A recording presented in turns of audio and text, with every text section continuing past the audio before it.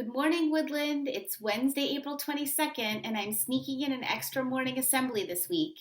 I really just wanted to share with all of you how hard I recognize that you are working in your Zoom classes and your meetings and all the things that you're doing right now with our distance Woodland program.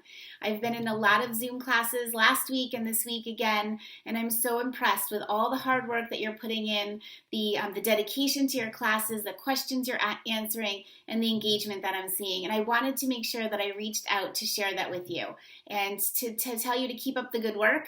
I'm excited to continue to pop in classes as often as I can and to see all of you working hard, and I'm excited about that. I also hope that you will engage again this week in our theme of the week for social media, and you'll take the moment to share with me your special learning space in your house. It could be a space you always study in. It could be a new space, something that you've done to make your space for the distance learning program special. So I look forward to seeing that and hearing from you. It's really great to hear from you as an individual and to learn how you've made this new situation for us as a community work well for you and your family. So thank you so much for sending those photos and emails to me. I really appreciate it.